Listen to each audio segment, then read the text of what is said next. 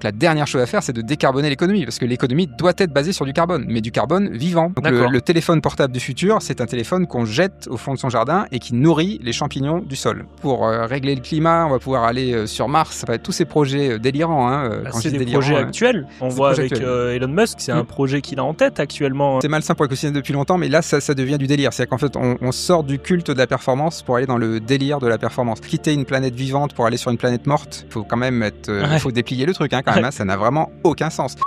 Bonjour à tous et bienvenue dans ce 4e épisode du Café Finance, déjà. J'espère que le dernier épisode avec Louis vous a plu. Et justement, aujourd'hui, l'idée, c'est d'aller à l'encontre de tout ce qu'on a dit avec Louis. On a évoqué vachement la manière dont on organisait notre temps pour performer. Aujourd'hui, avec Olivier, que je reçois et que j'ai le plaisir de recevoir, on va évoquer un contrepoint de tout ça. Olivier, je te laisse te présenter, ça sera peut-être plus clair pour tous les gens qui nous écoutent, justement. Ouais, bien sûr. Donc moi, je suis Olivier Amand, chercheur, biologiste. Je travaille à Lyon, à Normal Sup, dans un laboratoire de biologie végétale. Mais je vais probablement pas trop parler de mes recherches ici. Je suis aussi directeur de l'Institut Michel Serres, qui s'intéresse à la relation de l'humanité à la nature. Et donc, je parle beaucoup de robustesse, de santé commune, donc de questions socio-écologiques. Merci beaucoup pour cette présentation. Puis merci d'avoir accepté aussi de tourner cet épisode-là.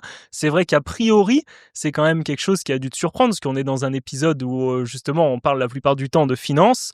Je suis un peu l'archétype de ce que tu décrit comme presque le diable dans notre société, et je trouve ça hyper intéressant pour une chose en particulier, c'est qu'on vit dans un monde, surtout dans la finance, où on doit être performant, à la fois dans ce qu'on fait, c'est-à-dire générer de la performance pour le client, nous être performants puisqu'on fait beaucoup d'heures, globalement on fait des études qui sont sélectives, donc c'est un monde de performance. Et toi, dans ta thèse, tu nous expliques globalement que la performance va nous tuer.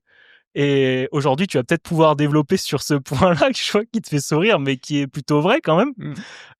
Et pour commencer, je te laisse présenter ce que c'est que la performance. Je trouve que le lien est vite fait avec la finance, puisque j'ai cru comprendre que tu prends souvent la définition du contrôleur de gestion, qui est un des métiers accessibles avec une voie dans la finance. Donc, je te laisse expliquer ce qu'est la performance. Elle est très pratique, cette définition de la performance. Donc, je prends la définition de la performance comme étant la somme de l'efficacité et de l'efficience. Efficacité, atteindre son objectif. Efficience, avec le moins de moyens possible. Et cette définition de la performance, en fait, il faut bien réaliser que c'est une déviation, une déviance même.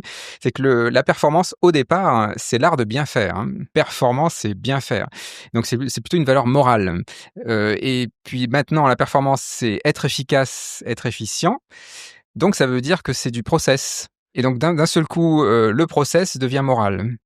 C'est en fait bien faire, c'est être efficace, être efficient. Alors que la critique de la performance vient tout de suite après. Une fois qu'on a compris que être efficace, être efficient, atteindre son objectif avec le moins de moyens possible, c'est surtout de la pensée canalisante. En fait, on veut atteindre son objectif le plus vite possible, donc on s'enferme dans une voie étroite, quoi. Et les limites de ça, c'est quoi du coup? C'est qu'on oublie un peu tout l'à côté. Par exemple, on oublie le monde dans lequel on évolue, c'est ça? Voilà, donc c'est les performances extra-financières, par exemple, qu'on oublie très souvent, mais c'est même les choses auxquelles on ne pense pas. Et c'est souvent aussi, en fait, quand on est vraiment axé sur la performance, ça veut souvent dire en fait qu'on est dans un monde qu'on pense comme étant stable et abondant en ressources. C'est-à-dire, en fait, atteindre son objectif avec le moins de moyens possible, ça marche très bien quand le monde est stable. Donc, typiquement, le monde de l'abondance du pétrole, ça marche super bien. C'est qu'en fait, on a accès à plein de ressources tout le temps, donc on peut y arriver. Dans un monde où ça devient plus fluctuant, où il y a des pénuries chroniques de ressources, où il y a des rétroactions écologiques, sociales, géopolitiques, où le monde devient incertain, alors là, c'est très dangereux. Et pour toi, on est déjà du coup arrivé dans cette phase. Tu vois, tout à l'heure, on est allé avant l'épisode boire un café dans la rue d'en face. On était du coup entouré de pétrole. Il y avait du pétrole au sol avec du goudron. Il y avait plein de voitures autour de nous. Ces choses-là avaient du sens si on était dans un monde où le pétrole était une ressource abondante. C'est ce que tu es en train de... En fait, c'est ça qui est difficile, c'est qu'on est encore dans ce monde de l'abondance matérielle. C'est qu'en fait, Amazon Prime existe encore. Donc, on peut avoir des objets qui arrivent 24 heures après et à peu près n'importe quoi du monde entier. On peut encore acheter des Pérou, des avocats du Pérou ou des pamplemousses du Zimbabwe, quoi.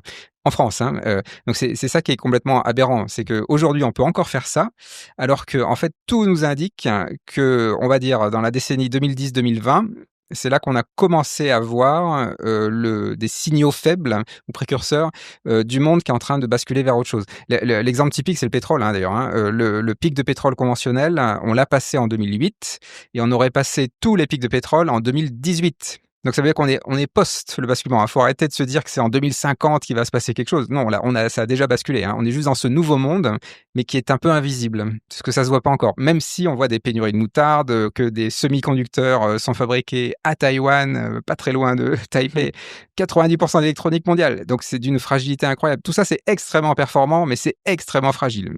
Ça, c'est assez évident dès qu'on regarde ça comme ça. Mais j'aime beaucoup ta vision de ces choses-là, parce que moi, le premier, c'est quelque chose dont je me rends pas assez compte, je pense, au quotidien. Pour moi, comme tu dis, il y a encore Amazon Prime, je regardais Netflix encore tout à l'heure, plein de choses comme ça qui consomment énormément, je suppose. Pour toi, c'est quoi du coup le monde de demain? Il ressemble à quoi le monde de demain? Parce que tu dis qu'on est déjà dans ce monde-là. Alors ce qui est extraordinaire, c'est que le monde de demain, donc il est déjà là, et donc il faut juste ouvrir les yeux. C'est ça qui est incroyable, hein, c'est qu'on a les œillères sur le monde de la performance et on ne voit pas que le monde a changé. Un exemple, tout simple. Dans les années 80, en ville, quand on regardait les véhicules qu'il y avait dans les rues, c'était que des voitures et des camions qui se ressemblaient beaucoup. Hein. Enfin, surtout les voitures, elles avaient à peu près toutes la même forme. Et il y avait que ça hein, dans la rue, hein, des piétons et des voitures. Aujourd'hui, quand on regarde dans une rue en ville, la zoologie de véhicules, c'est incroyable. Il y a des vélos, il y a des trottinettes, il y a des gyres, enfin, il y a tout ce qu'on veut, quoi. Des vélos avec plein de choses, quoi. Cette zoologie-là, ça dit quelque chose. C'est-à-dire qu'en fait, on est en train de rentrer dans un monde beaucoup plus divers. C'est la même chose pour l'agriculture, par exemple. L'agriculture, on a été dans l'excès de la monoculture. En un siècle, on a perdu 75% de la biodiversité cultivée dans les champs. Qu'est-ce qu'on voit apparaître actuellement? Les semences paysannes qui sont réactivées, les épeautres qui reviennent. On commence à refaire de l'agroécologie, de l'agroforesterie. Donc, on diversifie. Donc, le monde qui vient, c'est un monde beaucoup plus divers, beaucoup plus diversifié. Et en fait, il est déjà là. Donc, ce monde-là, et c'est l'habitat partagé, par exemple, aussi, c'est différentes façons d'habiter. Donc, c'est beaucoup moins monolithique, beaucoup moins pauvre, j'ai envie de dire, en pensée. C'est-à-dire que la pensée performante est une pensée pauvre, canalisante. En fait, on ne cherche pas ailleurs, quoi. Mais donc, si on t'écoute là, si on est déjà dans ce monde-là, si on a déjà procédé à ce basculement, on pourrait se dire que du coup c'est ok, on n'a pas besoin de questionner la performance. Alors il est où du coup le problème là-dedans? C'est qu'on va trop doucement? Exactement. En fait, ce qui est incroyable, c'est que en effet, on va basculer vers la robustesse, c'est inéluctable. Le monde va devenir de plus en plus fluctuant, de plus en plus variable. Ça, c'est ce que disent tous les scientifiques, les économistes. Enfin, c'est vraiment général. Hein, ça, on le sait. Hein, c'est ce que je dis souvent. On quitte le monde de la moyenne pour entrer dans le monde de l'écart type. Donc dans ce monde-là, ça veut dire que tout change tout le temps très rapidement. Hein. Notre seule certitude, c'est l'amplification de l'incertitude. C'est ça. Hein. Et donc dans ce monde-là, en fait, le problème, c'est pas tellement qu'on va basculer vers la robustesse, parce qu'il faudra être robuste. Tu peux, je te coupe, désolé, mais oui. Est-ce que tu peux du coup définir ce que c'est que la robustesse? Ça définit oui, pardon, la performance avant. T'as raison. Nous, on en a parlé de la robustesse, mais oui. pour tous ceux qui nous écoutent, est-ce que tu pourrais définir ce que c'est que la robustesse? Absolument, t'as raison. La robustesse, c'est un système qui est robuste, c'est un système qui est stable et viable malgré les fluctuations. Donc c'est une robustesse dynamique. Donc par stable et viable, alors stable, tu l'entends, c'est la stabilité, donc c'est plutôt à court terme, on va dire. Voilà, exactement, plutôt à court terme. Et la viabilité, donc c'est-à-dire intégrée, quoi, sur le temps plus sur le long terme. L'exemple, hein, pour l'illustrer, très pratique dans le vivant, hein, c'est l'arbre. L'arbre est stable dans le vent, donc il bouge, mais il est capable de résister à des bourrasques de vent. Mais il est aussi capable de résister à des gelées hivernales, à des sécheresses estivales, et donc il est viable aussi. Il est capable vraiment de prendre le spectre est énorme, hein, quand même. Hein, c'est une petite mort, hein, l'hiver, hein, à chaque fois, hein, quand même. Hein, donc c'est quand même incroyable. Donc ça, c'est stable et viable malgré les fluctuations. Et dans un monde qui devient de plus en plus fluctuant, c'est ça qui va être le déterminant premier de nos activités. Il faudra que nos activités soient viables dans un monde fluctuant, donc qu'elles soient robustes. Alors, donc ça, c'est très clair. Hein, et donc, ça veut dire qu'on va éliminer, c'est quasiment d'évolution darwinienne, on va éliminer les activités, les organisations, les entreprises qui n'ont pas des gages de robustesse. Parce que tout simplement, elles ne seront pas capables de vivre dans un monde fluctuant. Donc ça, il n'y a pas de question là-dessus. On va aller vers un monde plus robuste. Et c'est pas nous qui décidons. Le monde qui vient est déjà écrit, hein, quelque part. C'est enclenché, on en prend pour 2 ou 3 siècles. C'est pas nous qui allons comme ça, d'un seul coup, annuler les fluctuations. Hein. Ça va fluctuer très fort. Bon, ça, c'est le fait. La question politique, finalement, pourquoi il y a un sujet à en discuter maintenant, c'est parce que c'est inéluctable, mais si on ne fait rien, il y aura beaucoup de casse parce qu'on va laisser cette forme de dérive sectaire de la performance s'inscrire. On va même accélérer dans cette direction-là.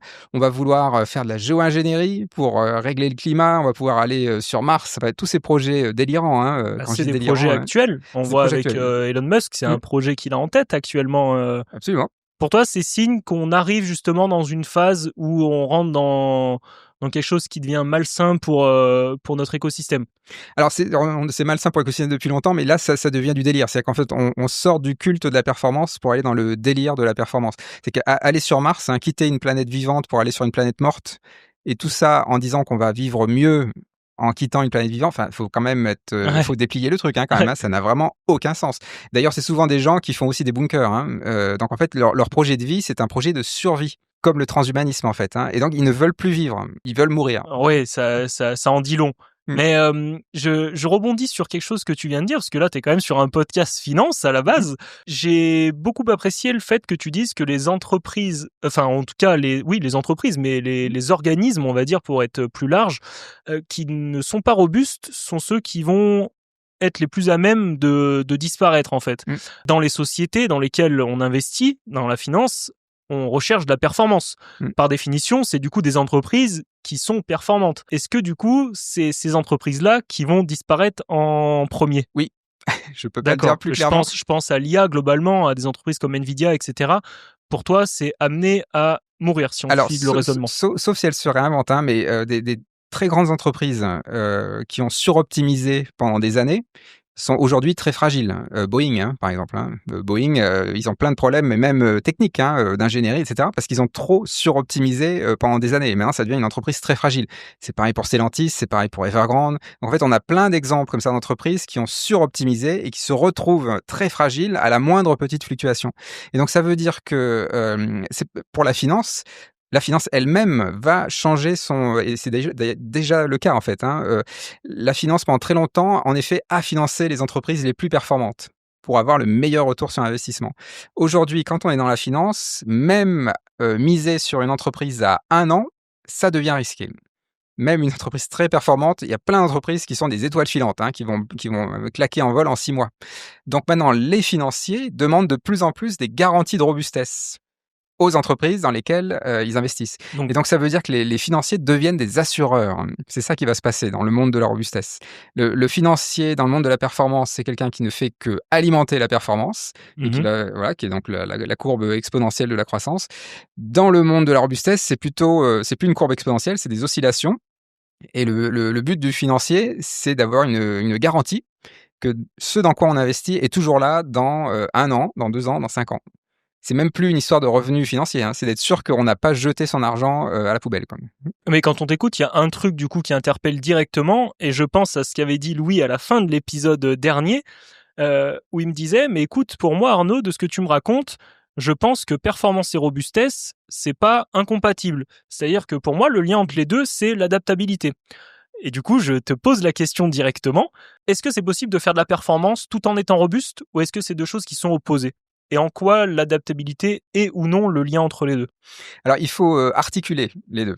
Mais ce sont deux valeurs qui s'opposent, qui surtout s'opposent quand on est dans un monde très, très performant. En gros, on pourrait dire que c'est le degré d'adaptabilité qui va dire si on est plus ou moins robuste ou plus ou moins performant. Pour le dire différemment, quand on est très performant, on est très adapté, très spécialisé, très optimisé. Et donc, ça veut dire qu'on sait très bien faire un tout petit truc. Et donc, il y a un fameux adage zen que j'aime me répéter, celui qui a atteint son objectif a manqué tous les autres. Et donc, ça veut dire qu'on n'est pas du tout adaptable. Quand on est très adapté, on n'est pas adaptable. C'est qu'un tournevis de folie qui permet de vraiment de tourner parfaitement la vis, ça tournevis, on ne peut pas en faire grand-chose d'autre.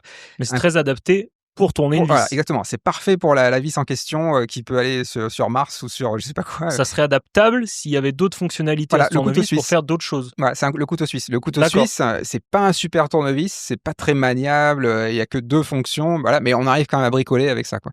Ça, c'est adaptable. C'est ce qu'on pourrait appeler le mode dégradé. Alors, c'est aussi la sémantique incroyable parce qu'on appelle ça le mode dégradé parce que c'est dégradé par rapport à l'optimum de performance qu'on a en tête. Alors qu'en fait, c'est juste le mode robuste, le mode dégradé. L'exemple que je prends souvent, je vais faire une minute de biologie, hein, mais c'est très pratique. Mais c'est la base de ton raisonnement. Oui, Tu ça vient de là. viens d'ailleurs, tu peux peut-être en parler. Ce qui t'a amené à ce raisonnement-là, c'est l'inspiration du vivant. Tu travailles sur le vivant pour le développer dans notre société. Un animal, je t'ai écouté plusieurs fois le raconter, n'est pas robuste. Est robuste justement, n'est Mmh. pas performant à son optimum. C'est ce que tu racontes. Exactement. Les êtres vivants sont tous sous-optimaux. C'est qu'en fait, les êtres vivants gardent beaucoup de marge de manœuvre parce qu'ils ont été sélectionnés pendant des millions d'années et donc ils gardent du jeu dans les rouages, des marges de manœuvre pour pouvoir faire face à des grosses fluctuations et même des fluctuations qu'ils verront jamais dans leur vie, hein. Un arbre, par exemple, il est capable de résister à la foudre, mais peut-être qu'il verra jamais la foudre. Mais sauf que dans son background génétique, dans son architecture, tout ça, ça lui permet en tout cas de résister à certains types de foudres. Pas à toutes les foudres, mais à un bon nombre de foudres. Et ben, c'est un peu pareil pour nous, êtres humains, hein. Notre corps, par exemple, on est capable de jeûner. Aujourd'hui, en 2025, il y a très peu de gens qui jeûnent de façon, on va dire, involontaire, hein. Enfin, je devrais peut-être pas trop dire ça parce que justement, il y a des problèmes de famine en ce moment, mais en France, on va dire, voilà, le Oui. jeûne est plutôt un choix plutôt de luxe, hein, de se purger ou je sais pas quoi. C'est pas quelque chose qu'on subit chaque hiver à la mauvaise saison. Bah, pourtant, on est capable de jeûner. On a un autre circuit métabolique. Quand on n'a plus de glucose dans le sang, c'est notre foie qui prend la suite, qui envoie des cétones pour alimenter le cerveau. Donc tout ça fonctionne très bien. Pendant 15 jours, on peut rien manger. Il faut toujours boire de l'eau, hein, par contre, mais on peut rien manger pendant 15 jours sans problème. Bah, ça, c'est une capacité de robustesse qu'on utilise très peu. Mais il y en a un autre, donc c'est mon exemple favori, c'est la température corporelle. On est à 37 degrés, nous les humains, et ben à 37 degrés, notre système immunitaire n'est pas très performant. À 40 degrés, il est très performant. Ben, à 40 degrés, pourquoi ça marche? Parce qu'on a boosté les enzymes, le système immunitaire, donc on est capable de d'écaniller le pathogène de passage, mais par contre on s'épuise. Et c'est pour ça qu'on est claqué à 40 degrés, hein. C'est que nos enzymes, notre système immunitaire est en train de tourner à fond, et donc on peut tenir 3 jours à 40 degrés. Au bout de 3 jours à 40 degrés, ça devient mortel. C'est un burn-out, hein. Alors, dans ton inspiration du vivant, tu viens de le dire, on produit parfois de la performance, on est parfois Ouais. très performant. Est-ce que dans le monde actuel, futur plutôt on va dire, mais qui est déjà là, Mmh. d'après ce que tu nous décris, il faut toujours de la performance? Est-ce que on va devoir garder de la performance ou est-ce qu'on va basculer complètement dans la robustesse? Comment ça s'articule ces deux choses-là? Voilà, exactement. Donc c'est peut-être là où je vais rejoindre Louis, mais c'est juste, à mon avis, peut-être qu'on a une dissension sur le où mettre le curseur. Dans le monde futur, il y aura toujours de la performance. C'est-à-dire qu'un monde où il y aurait 0 performance, bizarrement, ce serait pas un monde robuste. Bah, typiquement, un pompier, quand il va au feu, quand il y a un méga feu ou juste un incendie, quand il est au feu, il doit être performant, ce pompier. Parce qu'il a pas beaucoup de temps, c'est critique, donc là, Mmh. il faut être extrêmement performant. Mais ça dure 20 minutes. Au bout de 20 minutes, il sort du feu et il va dormir, hein. Il dort parce que pendant qu'il dort, et ben là, il soigne sa robustesse. Donc dans sa journée, il y a 20 minutes de performance. Le reste du temps, c'est je prends soin de ma robustesse. Enfin, je caricature, hein, mais c'est juste pour dire, c'est un peu comme les 37 degrés, 40 degrés, quoi, hein. C'est là où est le curseur. Donc le curseur est vraiment, vraiment du côté de la robustesse et on autorise des moments de performance. Le problème de notre monde actuel, c'est qu'on est dans cette dérive sectaire de la performance où on demande à tout le monde d'être très performant tout le temps. Et on est en train de dissiper le potentiel, le peu de potentiel qu'on a dans le peu de temps où on construit notre robustesse. Donc c'est là le problème, en fait, c'est qu'on est en train d'épuiser tout le monde. Alors tout le monde, les humains et les non-humains, hein. Le burn-out des humains, c'est aussi le burn-out des écosystèmes, hein. Toute cette performance-là, ça essore tout le monde, quoi. Et donc c'est pour ça que le monde qui vient, à mon avis, il est très désirable parce qu'on apaise un peu tout ça, quoi. On va prendre soin de notre robustesse, enfin.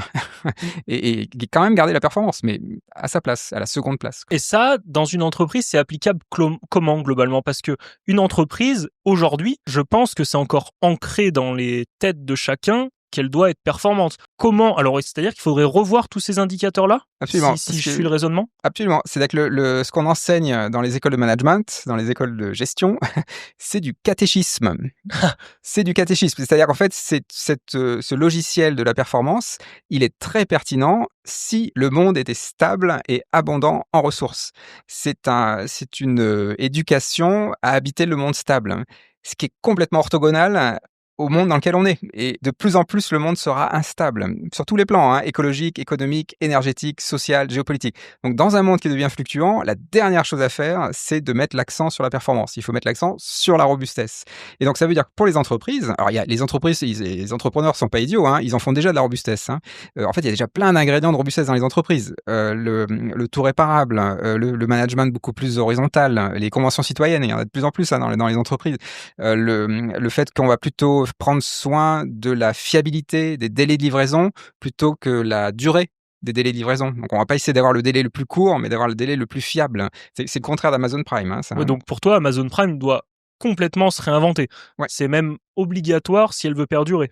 Oui. Enfin, à mon avis, Amazon Prime, Amazon tout court va disparaître. C'est qu'en fait, c'est une énorme entreprise. Enfin, Jeff Bezos, hein, c'est, je sais plus, 150 milliards. Sa fortune personnelle est absolument démente. Plus que ça. Ou c'est même, oui, je sais plus. J'ai un peu lâché l'affaire. Mais donc voilà, c'est une énorme entreprise, mais qui est d'une fragilité incroyable parce qu'elle dépend d'une mondialisation qui tourne parfaitement. Or là, on ne peut plus voler au-dessus de la Russie. Le canal de Suez peut se faire bloquer par un bateau. Il y a plein d'endroits du monde où ça devient beaucoup moins huilé. Hein. Taïwan, on ne sait pas combien de temps avant qu'elle se fasse envahir par la Chine. Enfin, il y a un moment où il faut se réveiller et se dire, mais cette mondialisation-là n'existe plus. On est dans une grande phase de démondialisation. Et donc, dans ce monde-là, Amazon marche beaucoup moins bien. En fait, on passe de Amazon à d'Amazon. Hein. C'est ce qu'on disait pendant le Covid. C'est impressionnant ce que tu dis. Alors, pour revenir plus globalement à tout ce qu'on disait juste avant, si on prend le problème à la source, c'est-à-dire qu'on en parlait tout à l'heure, avant de régler tous ces problèmes, de passer à la robustesse, etc., il faut d'abord qu'on revoie notre façon de consommer. C'est-à-dire consommer moins, typiquement revoir nos besoins aussi. Est-ce qu'on a vraiment besoin d'être livré la journée, enfin le jour même ou le lendemain? Et pour ce faire, moi j'avais une potentielle critique, c'est par exemple sur l'agriculture. Comment on ferait pour continuer de se nourrir, sachant que la population continue de croître, les gens ont besoin de se nourrir. Si on revoit par exemple l'agriculture pour qu'elle soit plus robuste, donc on l'a vu globalement récemment avec la loi du plomb, qui a fait beaucoup parler et je pense à juste titre. Comment on ferait pour continuer de se nourrir tout en étant plus robuste? C'est-à-dire, c'est quelque chose qui paraît antinomique quand même à la base. Oui. Alors, il y a des exemples récents. Hein, la pénurie de moutarde en 2022.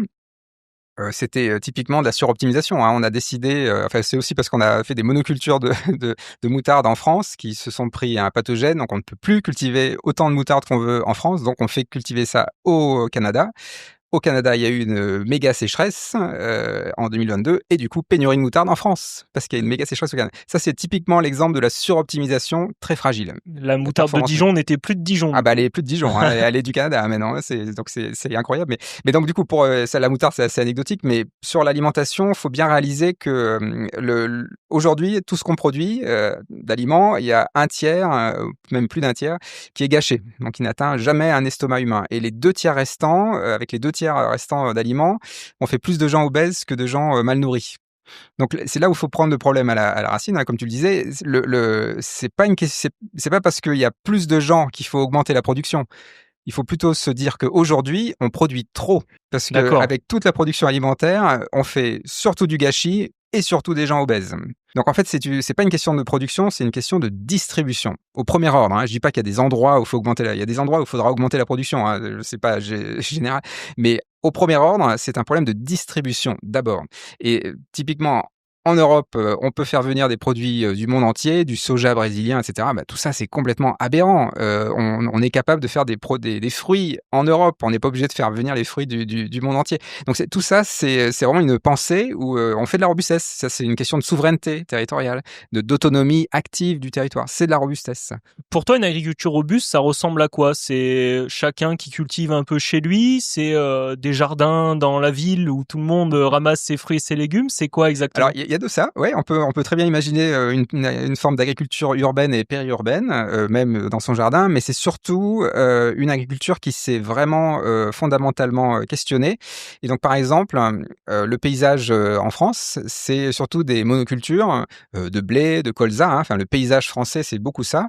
Et ben, quand on réfléchit bien, ces monocultures là où il n'y a pas d'arbres hein, ou très peu de haies, c'est quelque chose qu'on a importé du croissant fertile syrien il y a des milliers d'années. Et donc, on a copié un modèle agricole d'une savane. Et donc, on a copié une savane en France.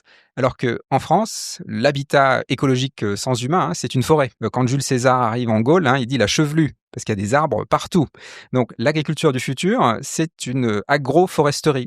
Il va falloir mettre des arbres au-dessus des cultures. Et donc c'est vraiment, le paysage va changer complètement. Et ce qui est incroyable, c'est que, donc ça c'est la révolution néolithique qui nous a mis là-dessus, donc c'est une erreur d'aiguillage, très clairement. C'est la monoculture blé comme ça n'a vraiment aucun sens.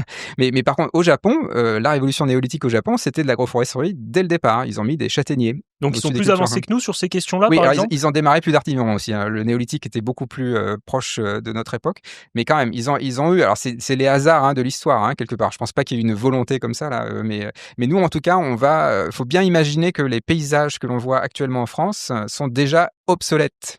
C'est le monde ancien. Et ça va durer encore quelques années, mais face aux fluctuations qui viennent, planter des arbres, ça protège de la grêle, des intempéries, ça maintient l'hygrométrie, ça construit des haies, de la biodiversité, ça maintient de la biodiversité dans les sols, ça remplace les engrais, ça remplace les pesticides, ça remplace l'irrigation. Donc c'est évident que ce sera ça le futur. Et en plus de mettre plus d'arbres dans les cultures, ça produit plus de biomasse au mètre carré, parce qu'il y a plus de feuilles qui tombent, ça produit beaucoup plus de biomasse, en biomasse totale, je veux dire en feuilles, racines, tiges et tout ça. Et donc ça remplace le fait qu'il y aura moins d'animaux d'élevage. Il y aura plus de matière organique pour les sols. Donc c'est bien mieux équilibré. Ça demande de repenser complètement notre mode de vie, c'est même, je dirais, presque pas naturel. Si je reprends de la base, comment on fait pour justement faire ce cheminement dans notre tête? Je sais que sur LinkedIn, je te suis et tu fais beaucoup de posts qui s'appellent Ringardiser la performance. Alors, il y a plusieurs numéros sur plusieurs sujets. Est-ce que tu peux nous raconter comment tu fais pour ringardiser la performance? C'est quoi ringardiser la performance?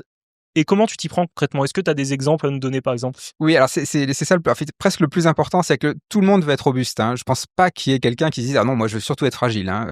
En général, on veut être robuste. Donc la robustesse, il n'y a pas tellement de questions. Les entreprises, les organisations veulent être robustes, les territoires veulent être robustes. Voilà, ça c'est une valeur plutôt positive. Là, c'est durer et transmettre. La robustesse, c'est une pulsion humaine profonde. Donc ça, il n'y a pas trop de questions. La performance, par contre, c'est là où c'est plus délicat, parce que depuis, ça fait des décennies qu'on est drogué à cette performance, et donc c'est pour ça que je parle de ringardiser la performance, parce que pour moi, on ira vers la robustesse le jour où on questionnera la performance. Encore une fois, c'est pas pour l'évacuer, la performance. Il y aura toujours de la performance dans le monde futur, mais elle sera à sa juste place, à la seconde place. Et donc, ringardiser la performance, c'est de la satire. C'est-à-dire qu'en fait, en observant le monde, on voit des tas d'exemples de surperformances qui n'ont plus aucun sens. Je sais plus, alors il y en a plein, des ringardiser la performance, mais les bateaux de croisière, par exemple, des bateaux de croisière qui deviennent de plus en plus gros, qui sont en fait de plus en plus des immeubles flottants où on s'éloigne de la mer, où dedans il y a des jeux d'eau, alors qu'on est en plein océan, qui polluent énormément, il y a des fuites de méthane absolument incroyables avec les nouveaux carburants. Enfin, c'est une catastrophe intersidérale. Et en plus, après le Covid, où il y a des gens qui ont été confinés sur des bateaux de croisière et qui en ont beaucoup souffert, parce qu'être confiné sur un bateau de croisière, c'est vraiment la double peine, quand même. Donc c'est incroyable qu'on en soit encore là et qu'on augmente encore ça. Ça, c'est une forme de satire. Il y en a d'autres, mais c'est juste pour dire, quand on voit ça, on se dit, oui, en fait, ça n'a vraiment aucun sens. C'est comme tout à l'heure quand je disais que Elon Musk veut aller sur Mars. Quel est le projet? C'est un projet de mort.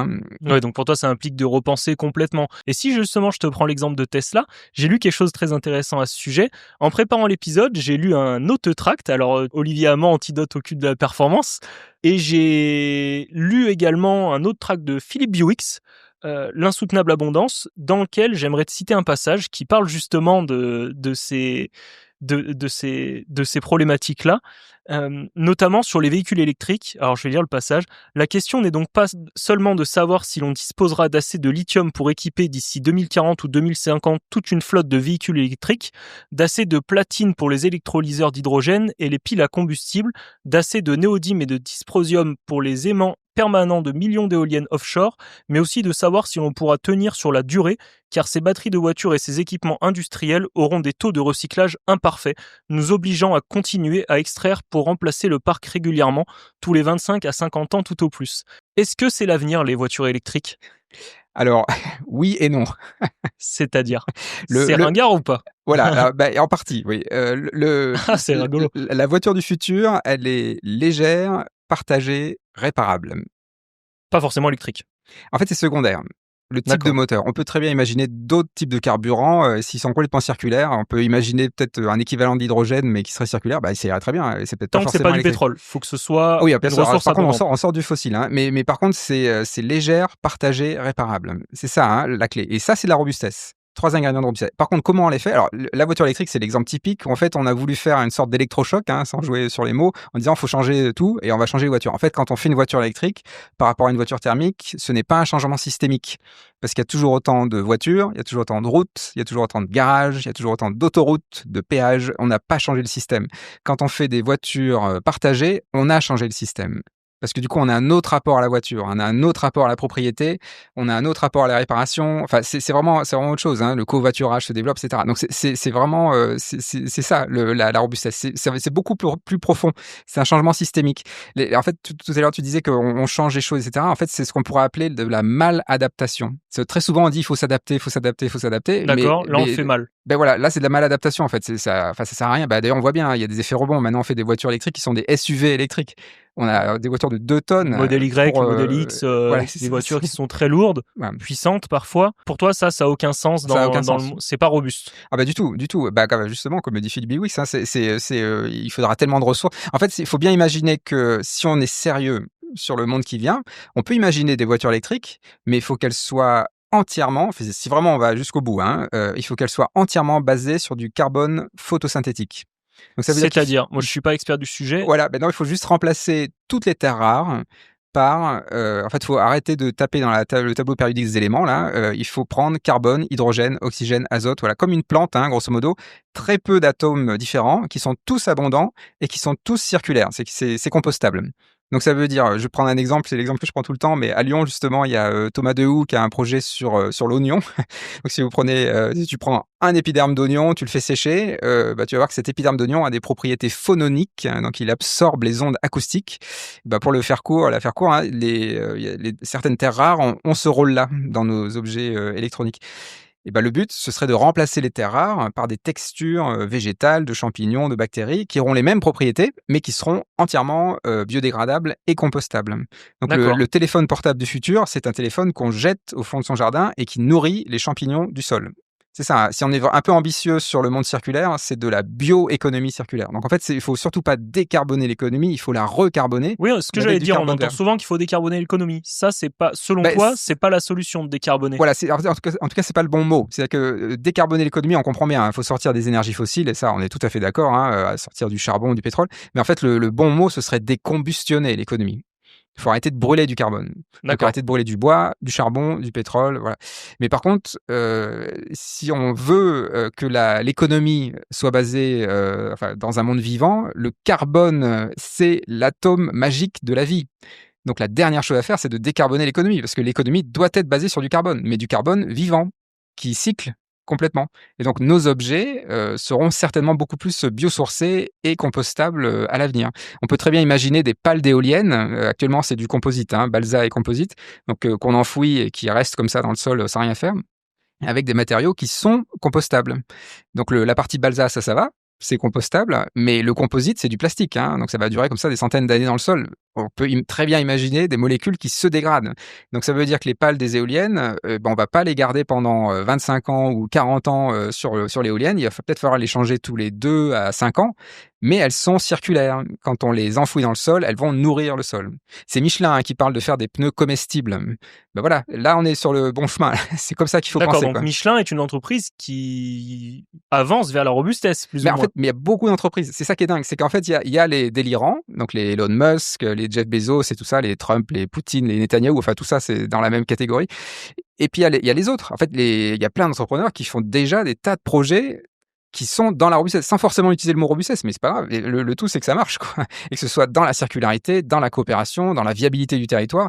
Là, ça marche. Dans la santé des territoires, voilà. Tout ça, ça existe. Mais en fait, c'est pas une question vraiment de mots-clés. En fait, c'est vraiment une question fonctionnelle. C'est-à-dire qu'en fait, pour faire le tri entre une adaptation et une maladaptation, le critère de tri, c'est la robustesse. Est-ce que la solution que je propose, est-ce qu'elle est robuste pour elle-même et au service de la robustesse du territoire?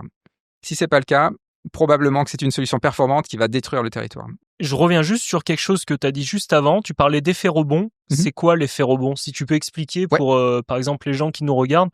L'effet rebond, un exemple bien pratique, c'est on dit qu'on va augmenter l'efficacité énergétique des véhicules, des avions par exemple. Voilà, on va faire des avions plus sobres, ils consomment moins de kérosène. Et donc c'est vrai, hein, les avions consomment beaucoup moins de kérosène aujourd'hui.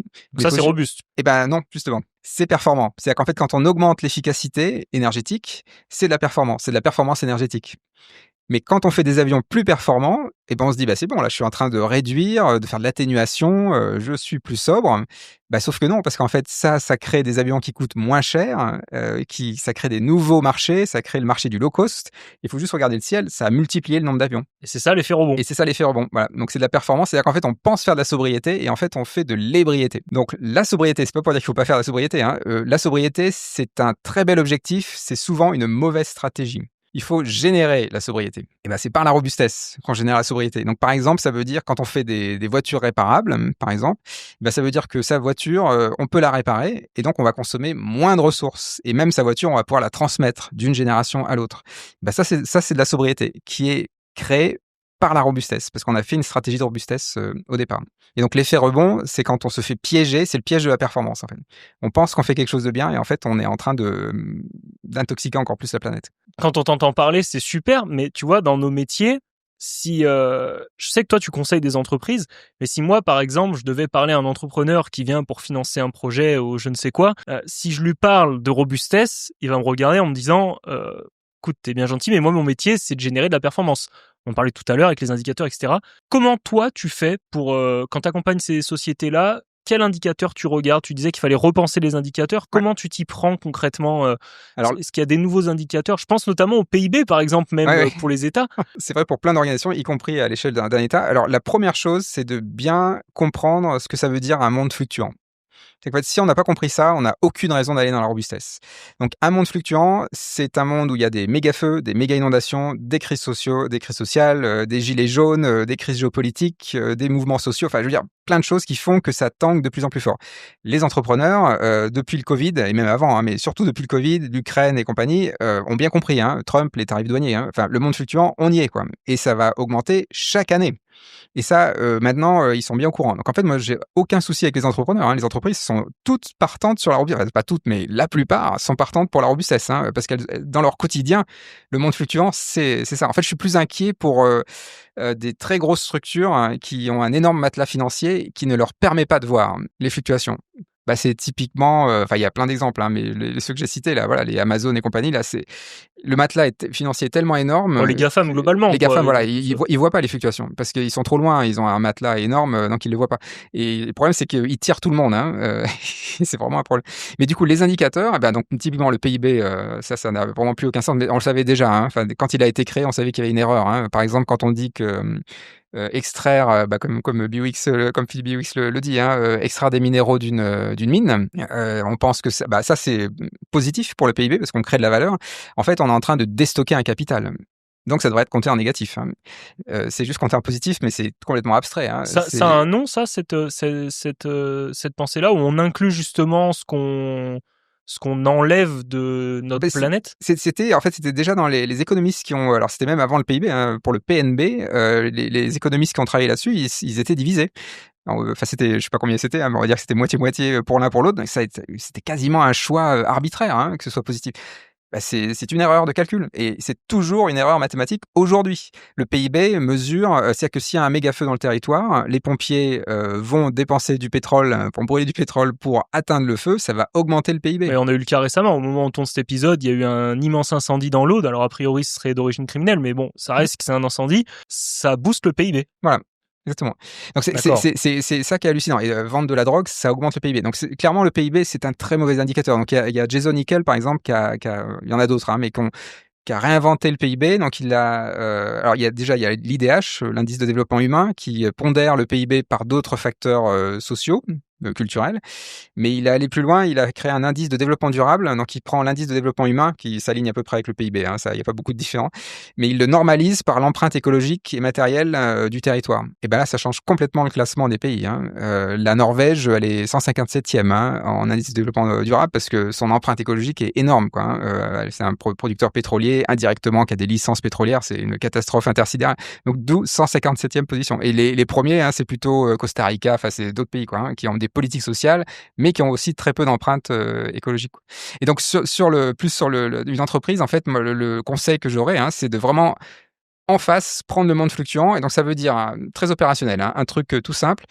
Les entreprises remplissent des tableurs Excel avec des tas d'indicateurs dedans, et les indicateurs très souvent c'est des moyennes sur le mois, sur l'année, donc c'est des moyennes pour calculer une tendance. Et ben quand on fait ça, c'est qu'on fait l'hypothèse du monde stable. Quand on calcule une tendance, c'est qu'on pense que demain sera comme aujourd'hui, ou à peu près comme aujourd'hui. Ce que je proposerais, c'est de prendre le même tableur Excel, mais au lieu de mettre les moyennes, de mettre les écarts-types. Et on va tout de suite voir la colonne qui fluctue le plus. Si cette colonne, c'est l'énergie, par exemple, eh ben ça veut dire qu'il faut construire son modèle économique sur une énergie fluctuante. Typiquement, si on est un boulanger, je prends cet exemple parce que ça existe, hein, Néoloco, voilà, c'est une boulangerie Arnaud Créteau qui fait ça vers Rouen. C'est une boulangerie avec un four solaire.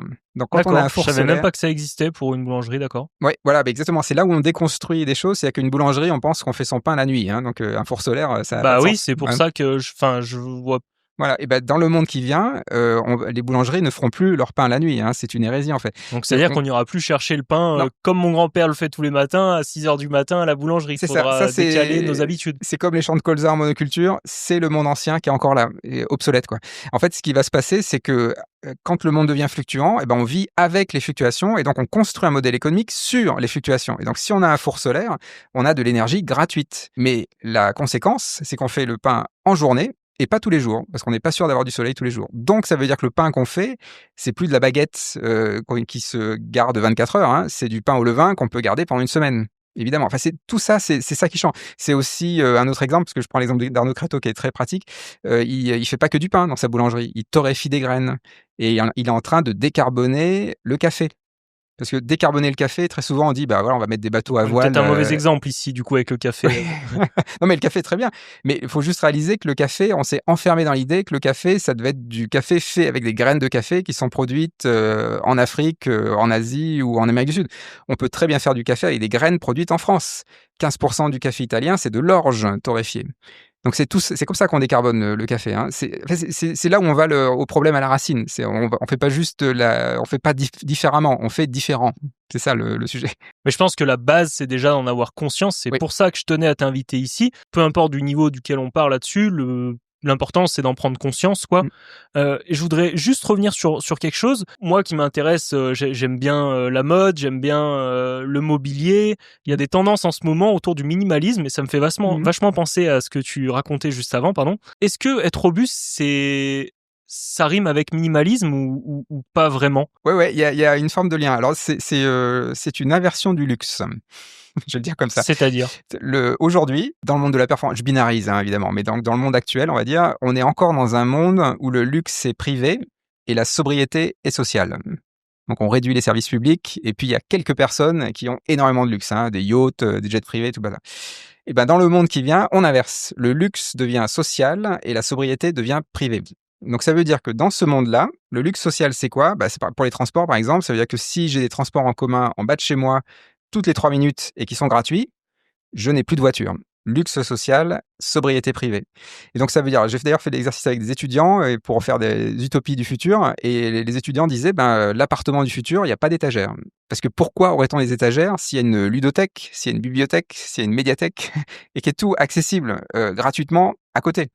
Donc c'est un monde qui est beaucoup plus en interaction. Ouais, donc là, on se rapproche un petit peu quand même du minimalisme. Dans l'idée, en tout cas, c'est là où ce à quoi la pièce va représenter, si on suit le raisonnement, on se rapproche d'une forme de minimalisme. Mais c'est un minimalisme matériel pour un maximalisme des interactions. Hein. C'est qu'en fait, on quitte le monde de l'abondance matérielle, où on accumule chez soi, pour accumuler des interactions avec les autres. Et quand je dis les autres, c'est y compris les non-humains. Hein. Ça veut dire qu'on a des liens à la biodiversité. C'est un monde social beaucoup plus intéressant. Donc pour toi, l'interaction est essentielle. Parce que là, je pense à quelque chose, c'est l'IA notamment qui arrive aujourd'hui. et qui nous fait dire que globalement tout est accessible depuis chez soi, depuis son smartphone. On veut rechercher une information. L'IA pour toi c'est pas le futur du coup, c'est pas quelque chose. Alors l'IA, elle est là pour rester. Hein. C'est comme un alien qui serait venu de Mars justement, et donc elle va faire partie de nos vies comme le numérique. On va pas, ça va rester. La question c'est plutôt qu'est-ce qu'on en fait.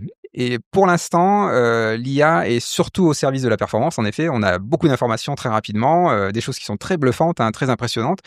Sauf que pour l'instant, il y a vraiment aucun filtre. Hein. On est un peu les cobayes. Hein. Là, on est la première génération qui est en train de voir de l'IA se développer et se populariser, se démocratiser. Alors l'IA, il y a des aspects de robustesse dans l'IA. Donc typiquement, c'est ce que tu dis, hein, c'est être exposé à des nouvelles idées. Avoir accès à d'autres informations, des choses qu'on n'aurait peut-être pas trouvées si on avait juste été chercher dans la bibliothèque du coin, parce que là, ça va brasser beaucoup plus large que ça. Donc ça, c'est de la sérendipité, de le hasard heureux, quoi. Ça, c'est plutôt de la robustesse. Par contre, le reste de l'IA, si c'est une usine à canaliser, à vraiment juste nous dire ce qu'on veut entendre, à nous rassurer dans notre voix toxique, ça risque d'être très problématique. Et puis, il y a aussi les coûts sociaux et énergétiques, écologiques, ça se sent bien couvert.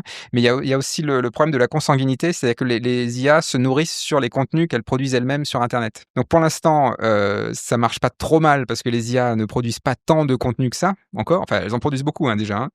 Mais le jour où 99% du contenu sur Internet est produit par des IA, là, ça devient complètement consanguin. Et donc la consanguinité, en biologie, c'est très clair, ça s'appauvrit dans le temps. Hein. C'est qu'en fait, ça finit par... c'est comme une photo, c'est l'effet photocopieur. Hein. Quand on photocopie une page N fois, au bout d'un moment, ça devient illisible. Hein. C'est ça c'est un problème vraiment de conception interne de l'IA, c'est qu'elle est condamnée à s'appauvrir. Et donc il faut la fertiliser avec des contenus humains. Et donc une fois qu'on a compris ça, les meilleures IA, ce sont les IA les moins performantes, parce qu'elles obligent à une hybridation avec les humains. Les IA très performantes sont autonomes, n'ont plus besoin de retour des humains, sont consanguines et vont s'appauvrir. Et vont créer des catastrophes. D'accord, c'est un point de vue hyper intéressant qu'on n'entend pas souvent, que j'avais déjà entendu quelque part, je sais plus où exactement. La consanguinité, c'est il y a deux. Enfin, les concepteurs d'IA sont bien au courant du sujet. C'est juste qu'on en parle moins, mais pourtant. On en parle pas énormément. Oui, j'avais entendu juste une fois passer ça, mais je trouve ça très intéressant que tu l'abordes. Et du coup, pour synthétiser un peu tout ce qu'on vient de dire, j'ai une question qui me paraît intéressante. En tout cas, quand je l'ai écrite, j'étais content de l'avoir trouvée. Parce qu'avec l'IA, on pourrait penser que ça va générer de la croissance, puisqu'on est capable de faire plus de choses. On parle même des fois de savoir si ça va remplacer le travail ou non, etc. Est-ce que ça rime avec croissance économique ou est-ce que c'est incompatible? Est-ce qu'on va vers un monde décroissant? Est-ce que c'est lié, c'est pas lié? Alors, il faut bien définir les termes. Donc, la croissance économique, très souvent, c'est la croissance du PIB. Oui, au sens un peu on a remis en terme, question déjà avant, mais aujourd'hui, c'est la croissance du PIB. Voilà, donc du coup, il y a un problème, parce que si on veut faire croître le PIB et que le PIB n'a aucun sens, il y a un problème déjà. Mais sans parler de ça, c'est quand même c'est le moteur de l'économie actuelle. Et la décroissance, c'est une période de transition vers le monde de la post-croissance. Donc c'est un monde, le monde de la post-croissance, c'est un monde où on n'a plus besoin de la croissance économique pour avoir une activité viable. Donc la décroissance, c'est juste cette période de transition. Hein. Donc là, je renvoie à Timothée Paric, Ralentir ou périr, par exemple, qui fait une synthèse depuis les années 70, on en parle, donc c'est quand même, ça fait longtemps. Donc la décroissance, ou en tout cas la post-croissance, il y a des liens avec la robustesse, mais du coup, en effet, ce n'est plus du tout la même courbe. C'est-à-dire que la courbe mathématique qui va avec la croissance économique, c'est une courbe en croissance, et souvent c'est une croissance exponentielle. Il faut faire mieux chaque année. Si on fait mieux chaque année, et vu qu'on a augmenté, ça va faire une exponentielle à force. En pourcentage, ça va faire une exponentielle. Et donc ça, on sait très bien. Alors, en biologie, c'est la croissance exponentielle des bactéries. On peut faire ça en tube à essai, ça se voit très bien. Donc, qu'est-ce qui se passe? Ça monte en exponentielle. Il y a un moment incroyable de croissance dingue, et ça collapse. Ça ne dure pas. C'est pas viable. C'est le parasite. Donc, en fait, ce qui est viable, c'est pas une courbe exponentielle, c'est des oscillations. Donc ça monte, ça descend, ça monte, ça descend. Un peu comme ce que tu disais sur le futur de la finance, en fait. Voilà. Ça sera des oscillations. C'est des oscillations. Et donc ça veut dire qu'on est beaucoup plus relax par rapport à ça, c'est qu'on n'a pas cette injonction à toujours faire mieux. Il y a des années où ça se passe moins bien, ce qui est déjà le cas en fait. C'est juste qu'on ne veut pas le voir. Mais ces oscillations-là, ça c'est de l'équilibre dynamique. C'est quasiment du yin et du yang. C'est deux pôles qui s'opposent et ça oscille. Et c'est comme ça qu'on est viable. C'est les cellules. Les cellules, c'est une membrane en tension, un contenu interne en compression. C'est deux pôles qui s'opposent. Les cellules sont robustes parce qu'elles ont ces deux pôles qui oscillent. Quand on est dans une courbe exponentielle, en fait, on est comme dans une secte. Ça part en exponentielle, ça part en vrille, littéralement, et ça explose à la fin. Toujours. Mais comment on se motive dans un monde comme ça? Moi, je pense à moi dans mon quotidien. Ouais. Ce qui me motive à produire ce contenu, à avoir lancé ce podcast, je lance prochainement des lives, je reprends des cours de maths, des cours d'anglais, puis sur plein d'autres sujets également. C'est la recherche de la performance, c'est être meilleur dans ce que je fais, donc autrement dit être performant. C'est ce que tu crois. Parce qu'en fait, ce qui te motive, c'est les oscillations. C'est qu'en fait, si tu étais heureux tout le temps, 100% du temps, eh ben, tu ne saurais plus que tu es heureux. Parce qu'on perdrait la notion. Voilà, en fait, ça serait l'eau tiède. Hein. L'eau tiède, au bout d'un moment, elle paraît froide. Hein. Et ben, c'est exactement ça. C'est en fait ce qui fait qu'on perçoit le bonheur et la motivation, c'est que ça oscille. Et qu'il y a des moments où on est moins motivé que d'autres, puis il y a des moments où on est motivé. En fait, c'est pour ça qu'on est motivé. C'est parce que ça oscille. Et donc, faut pas se faire avoir. Hein. C'est que la performance, en effet, ça peut motiver. Et donc, dans le monde de la robustesse, il y aura toujours des moments de motivation liés à la performance. Mais ce sera des moments plus courts. Mais il y aura aussi une rétribution, même physiologique, à être dans des moments de coopération et de robustesse. Ce sera une autre façon d'être heureux, mais qui ne seront pas, ce sera pas la démotivation, hein, bien au contraire. Hein. Au contraire, on aura plus de stimulation externe parce que ce sera beaucoup plus divers. Quoi. Et j'ai même la suite de la question qui me vient en tête avec le raisonnement que tu viens d'énumérer. Dans une entreprise, comment on fait pour définir les plus et les moins performants? Puisque si on est tous robustes, comment le patron fait pour verser les primes à la fin de l'année? Il les verse à qui? À tout le monde. Alors, tout le monde serait preneur, mais comment ça marche concrètement? Ça, c'est vrai. Dans le monde robuste, l'intéressement est collectif. Hein, il n'est pas individuel. D'accord. Parce que l'intéressement individuel... Ça implique de repenser également l'économie globale. Oui. Ah, bien sûr. Alors, en fait, l'intéressement individuel, il y a une loi qui est très simple, c'est la loi de Goodhart, d'ailleurs que je cite dans mon tract. La loi de Goodhart, elle dit quand une mesure devient une cible, elle cesse d'être fiable. Donc ça veut dire que si on fait de l'intéressement individuel, eh ben, le salarié moyen va essayer de faire la meilleure performance pour lui-même jusqu'à tuer l'entreprise. C'est ce qui se passe, hein, ça arrive vraiment. Hein. L'intéressement collectif, ça veut dire qu'on met la robustesse du groupe avant la performance individuelle. Là, c'est beaucoup plus vertueux pour une entreprise, pour sa pérennité en tout cas, hein, pour sa durabilité. Et donc, donc ça veut dire que dans une entreprise, faut plutôt voir les collaborateurs comme des gens qui parfois sont performants, parfois sont robustes, ou parfois sont au service de la robustesse, parfois sont au service de la performance de l'entreprise. Donc ça oscille en fait, là aussi. Hein.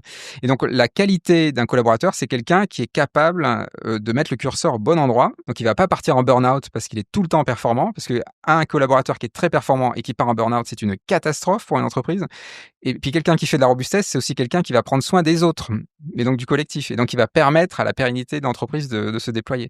Donc en fait, c'est plutôt ça qu'il faudrait valoriser. C'est une question de santé en fait, hein, de santé commune. D'accord. Ouais. Donc ça implique de repenser complètement, oui d'accord, la façon dont on recrute même en fait les profils. Absolument. Mais en finance, par exemple, tu vois, la recherche de rentabilité, je lis ma question parce que ça me vient en tête et je trouvais ça intéressant, ça va toujours à l'encontre de la robustesse. Globalement, quand on veut être rentable, on va à l'encontre de la robustesse. Est-ce qu'il y a des points de convergence, si tu peux me les citer, ces points de convergence, dans une entreprise, comment on sait, en regardant quelques indicateurs, si l'entreprise elle est robuste et à peu près performante. Si elle a le curseur, comme tu disais tout à l'heure, il y a un curseur. Comment c'est quand le curseur il est fixé au bon endroit? Tu disais, on doit recruter des gens qui sont performants, d'autres plus robustes, etc. Comment on fixe le curseur? Alors, il y a déjà la première chose, c'est de bien définir la rentabilité. Je suis un peu tatillon sur la sémantique, hein, mais c'est par les mots hein, qu'on change la culture. Non, mais je trouve ça très intéressant. Tu peux y aller. C'est justement pour ça que je t'ai invité. C'est que je suis pas expert du sujet. Le but, c'est qu'on apprenne un peu tous ensemble. En tout cas, qu'on se pose des questions sur ces sujets-là. C'est pour ça que j'y vais. Hein. Mais donc, la rentabilité, donc ça fait partie du catéchisme performance. Hein, donc, pendant des décennies, les écoles de management, les écoles de commerce et compagnie ont dit que la rentabilité d'une entreprise était positivement corrélée à sa performance. Eh bien, ça, c'est faux. Enfin, c'est vrai seulement si le monde est stable et abondant en ressources. Ah oui, parce que j'allais dire, moi j'ai complètement cette définition-là en tête aussi. Mais ça marche très bien si le monde est stable et abondant en ressources. Dans un monde instable et en pénurie chronique de ressources, les entreprises les plus performantes sont les plus fragiles. Donc, ce ne sont pas les plus rentables. Les plus rentables, ce sont les plus robustes. Parce qu'elles sont encore là 20 ans après, 5 ans après. Quoi. Enfin, voilà, c'est différentes durées, mais en tout cas, elles sont capables de résister aux fluctuations. Et donc, un investisseur, évidemment que si ça fluctue très fort, il va favoriser les robustes. Et donc, la rentabilité d'une entreprise, ce sera sa robustesse. Il y a plein d'exemples. Hein. Recommerce, par exemple, ça c'est Pierre-Étienne Roina. C'est plutôt de la techno, du remploi, du recyclage techno, numérique, etc. Dans ce monde-là, les startups, hein, elles font du 100-200% hein, de rendement. Hein. Donc, c'est de la rentabilité incroyable, super performance, mais elle dure 1 à 2 ans. Lui, ça fait 20 ans qu'il est là, et ben il fait 20%, de croissance chaque année, mais par contre, il a fait un vrai choix de diversifier. Donc, c'est là où je vais arriver sur les indicateurs. Diversifier les approvisionnements, une politique sociale très forte dans l'entreprise, diversifier les clients, ne pas dépendre d'un seul client hyper dominant, prendre soin du territoire. Alors après, on peut même imaginer des choses encore plus fortes, que son activité économique soit au service de la biodiversité, qui elle-même est au service de l'activité économique. Ça veut dire, par exemple, récupérer l'eau de pluie sur son toit, utiliser de la biodiversité pour isoler le bâtiment, dépolluer les sols avec la biodiversité. Enfin, on peut vraiment imaginer des tas de choses qui font qu'on aura moins de frais parce que la biodiversité va faire le service gratuitement pour nous.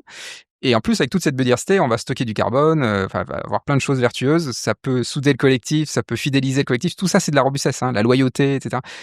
Ça, c'est des valeurs de robustesse. Tout ce que tu dis là, ça me fait penser à la politique RSE mise en place dans les entreprises.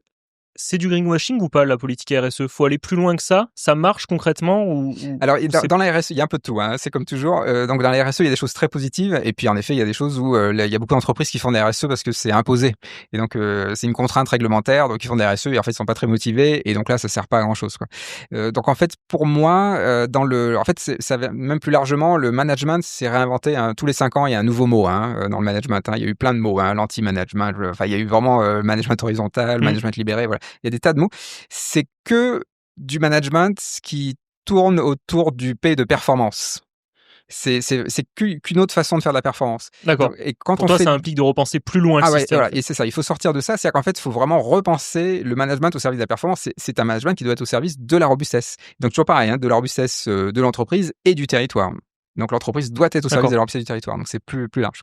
Toi qui accompagnes des entreprises, est-ce que tu as inventé peut-être même des indicateurs, des KPI qui n'existaient pas? Est-ce que tu as des choses comme ça qui te sont venues à l'esprit?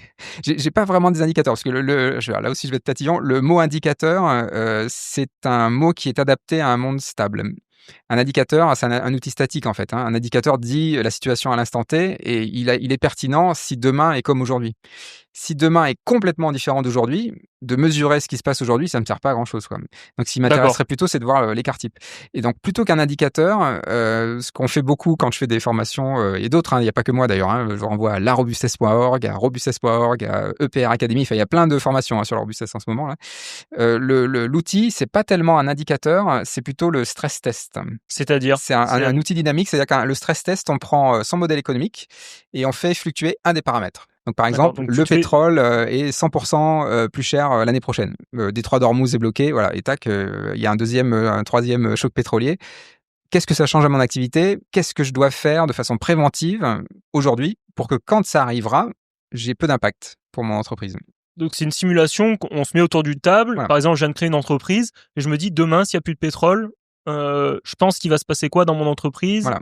Ok. Exactement, c'est ça. Donc, c'est le pétrole, ça peut être une méga inondation dans le territoire, ça peut être un arrêt d'Internet pendant 6 mois dans le monde entier, enfin, des choses comme ça, quoi, des grosses fluctuations, ou plus anecdotiques, voilà. Mais comment on réagit?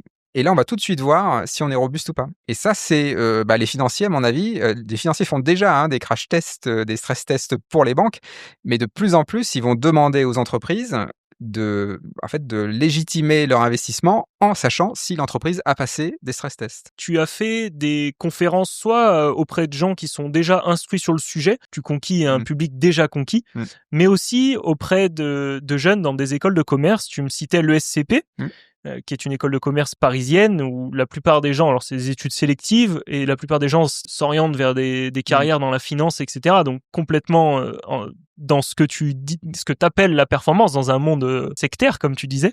Est-ce que si tu avais un message à faire passer globalement à la jeune génération et aux gens qui nous écoutent, qui sont globalement des personnes comme ça, et comme moi aussi, je m'inclus dedans, tu dirais quoi? Alors, c'est ça qui est extraordinaire, c'est qu'une fois qu'on a vu ce truc-là, qui est tout simple, et c'est encore une fois, c'est de la science vraiment ras des pâquerettes, le monde fluctuant appelle la robustesse appelle un nouveau compromis avec la performance.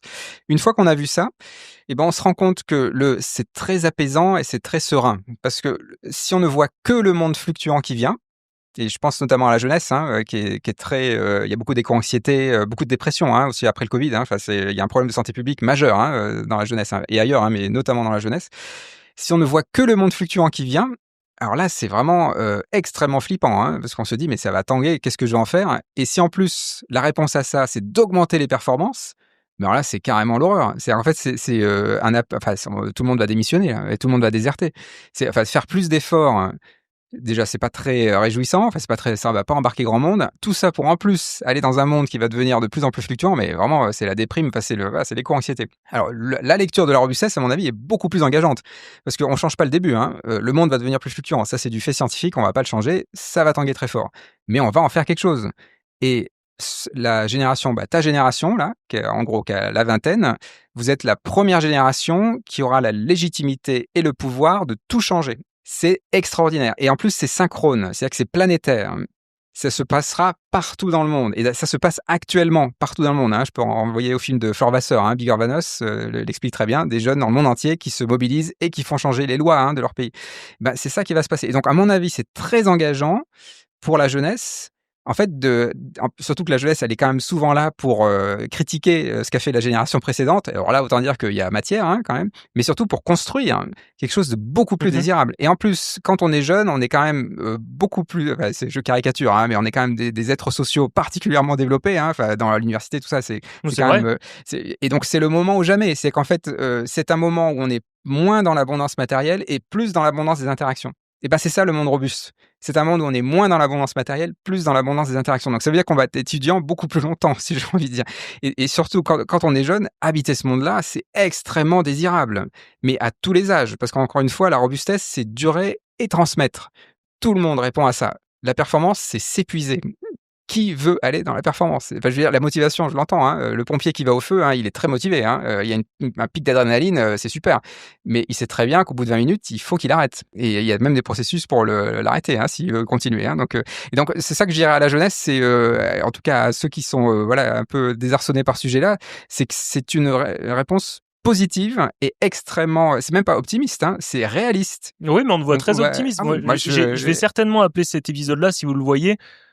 la performance va nous tuer, voici pourquoi.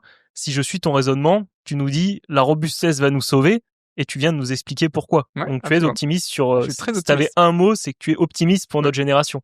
Absolument. Et c'est d'ailleurs ce que disaient tous les résistants pendant la Seconde Guerre mondiale. Ce qu'ils avaient en commun, ils étaient tous optimistes. Merci pour cet épisode, Olivier. On a Merci fait Arnaud. Une super interaction. On t'en parlait juste avant. C'est une interaction. Puis en plus avec quelqu'un qui est pas très à même de parler de ces sujets-là, parce que je suis pas quelqu'un qui suis naturellement orienté vers des sujets comme ça. Donc c'est hyper intéressant. On se retrouve rapidement pour un prochain épisode. N'hésitez pas à nous retrouver sur YouTube, sur Spotify, Apple Podcast, toutes les plateformes, ça sera disponible. Donc merci beaucoup et puis à bientôt pour un prochain épisode.